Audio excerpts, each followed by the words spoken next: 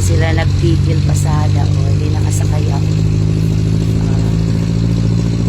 Nakasakay ako sa jeep. Hindi natuloy ang tigil pasada.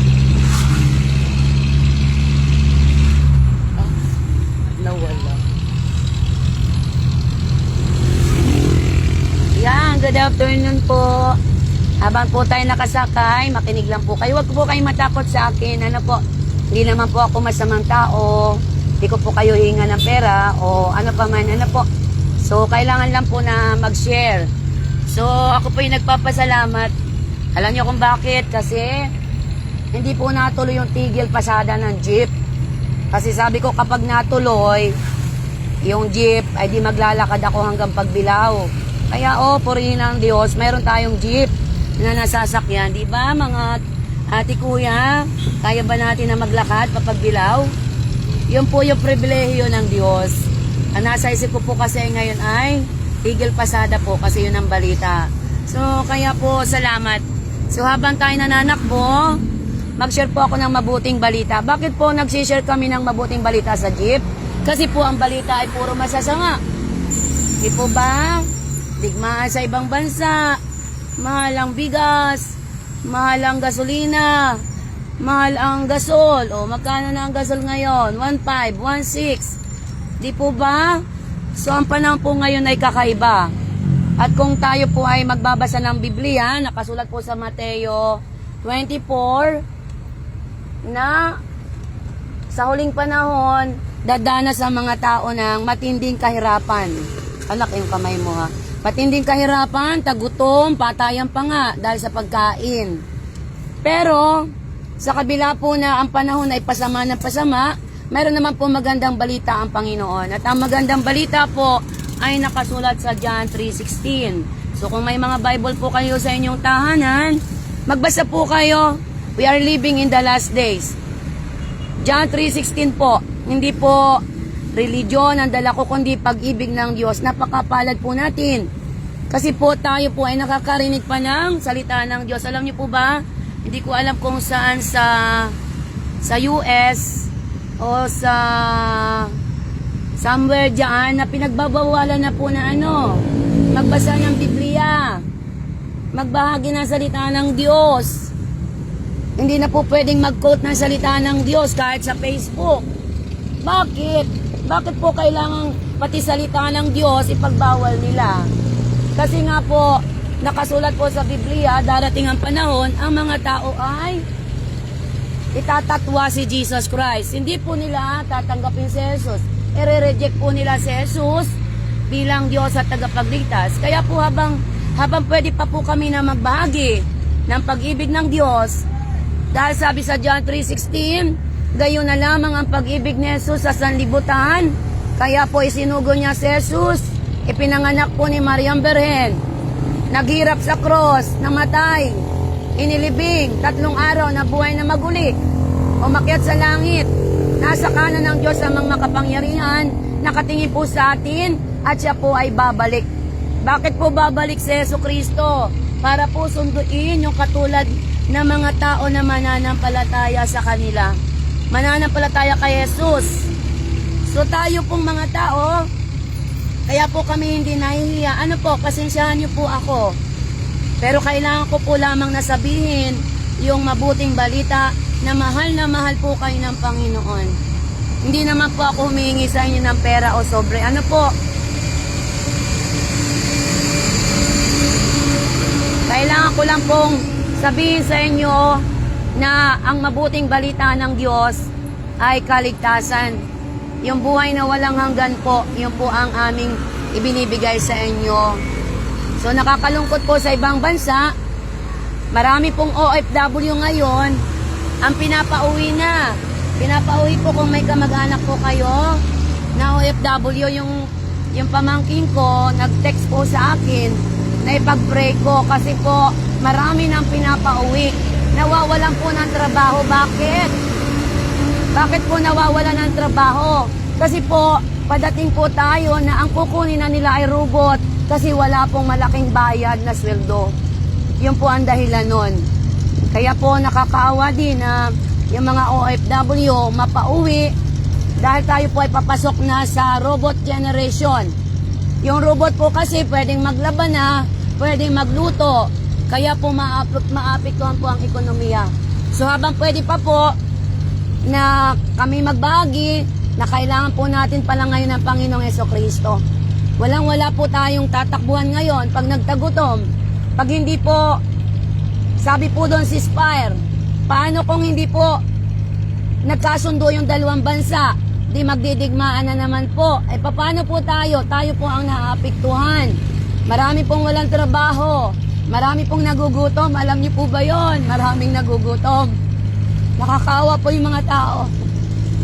Dahil sa mga elites na yan, sa mga globalists, yung mga tao po ang nagdaranas ng hirap. Hindi lamang po tayo po'y pinagtitipid, di po ba? Sabi po, magtipid tayo ng kuryente. Kaya po may mga ilang bayan na kinakatok po nila yung mga kuryente para po makapagtipid tayo. Alam niyo po ba sa Mateo 24, umpisa pa lang po ito ng kahirapan. At darating po ang panahon, mas matindi pa pong kahirapan ang mararanasan ng tao. Kasi po nakasulat yun sa Biblia, kaya pinapasabihan po namin kayo. Pinapasabihan po namin kayo na ang tangi na lamang po pala natin pag-asa yung Panginoong Jesucristo. Wala po iba, kundi po yung patuloy natin siyang pagtiwalaan ng buhay. Matindi pa po yung padating na sinasabi doon. Darating po ang panahon, sa sobrang gutom ng mga tao, kakainin mo yung kapwa-tao. Kaya nawa po ma-realize nyo kung gaano yung pag-ibig ng Diyos. Kaya po kumisan, kahit kami tinatawanan, binabahagi po namin kayo ng pag-ibig ng Diyos. Kasi si Jesus Christ, yung tagapagligtas, siya po yung namatay sa cross, yung po ang binabahagi namin. Habang may pagkakataon pa. Kasi po darating ang panahon, kahit anong religion mo, pagbabawhalan po tayo na magbasa ng Biblia. Kapag lumabas na po yung one world religion, tayo po ay nasa gitna na ng reset. Yung mga technology, mga digital po sa ibang bansa, katulad sa China, iba na po ang ginagamit nila doon, wala na pong pera, cashless na po. Ang ginagamit po nila mga digital.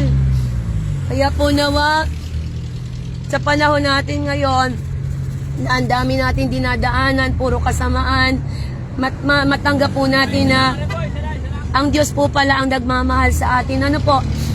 Mahal na mahal po kayo ng Panginoon at ayaw po ng Diyos na mapahamak tayo yung ating kaluluwa. Kaya po kahit sa jeep, kung saan marami pong tao, nagbabahagi po kami ng kaligtasan. Pero kayo po ang magdidesisyon. Hindi po namin kayo pipilitin. Ang mahalaga, gawin po namin yung utos ng Diyos na ibahagi si Jesucristo, siya ibabalik. May regalo siya na buhay sa langit at yung mga maniwala sa Kanya po ay pagkakalooban, masasama po sa rapture. May rapture pong magaganap kasi po nakasulat yan sa Biblia. Kaya po mga ate kuya, hindi ko po kayo kilala. Pero ang pinapasabi po sa inyo ng Diyos habang pwede pa, habang araw pa, ito po yung panahon na makilala natin si Jesucristo nagbigay po sa atin ng buhay at hininga. Hindi po, wala po akong dinadala sa inyo religion. Hindi rin po ako hihingi sa inyo ng pera. Pero pinakamahalaga po yung makarinig po kayo na mahal kayo ng Panginoon.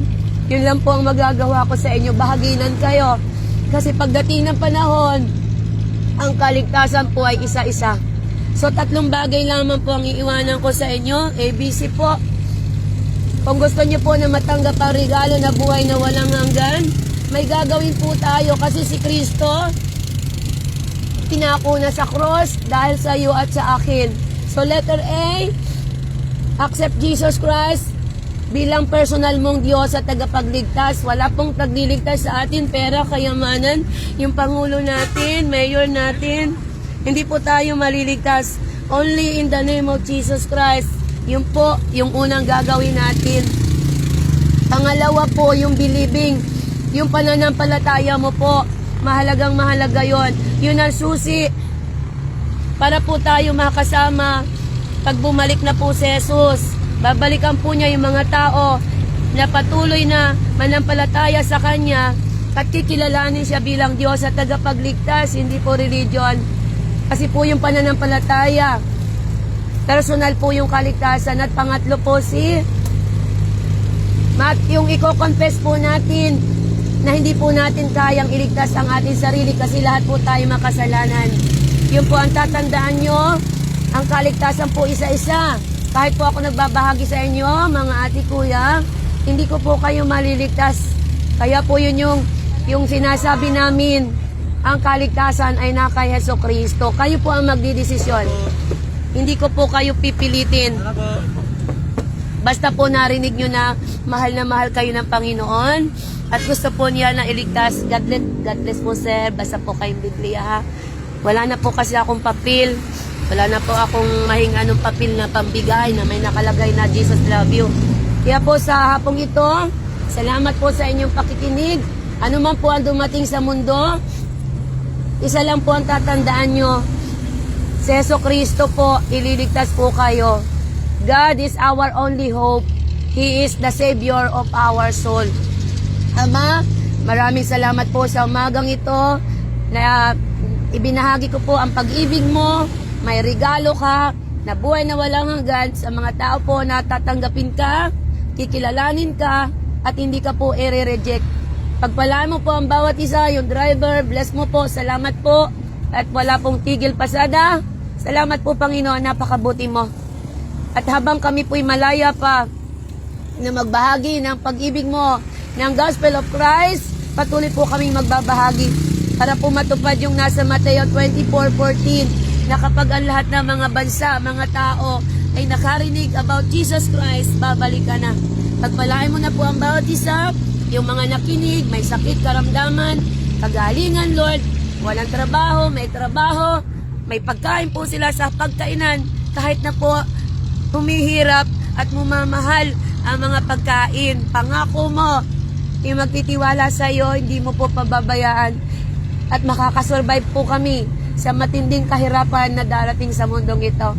Ibinibigay ko na po sa inyo ang mga tao ito, pag-uwi nila ng bahay, magbasa po ng Biblia, para makita po nila ang pag-ibig mo at kabutihan para sa mga tao. Maraming salamat po, ma. Pagpalain mo na po ang bawat isa. Jesus name I pray. Amen. Salamat po sa inyong pakikinig. God bless po, God bless po. Malapit na rin akong bumaba. Salamat po.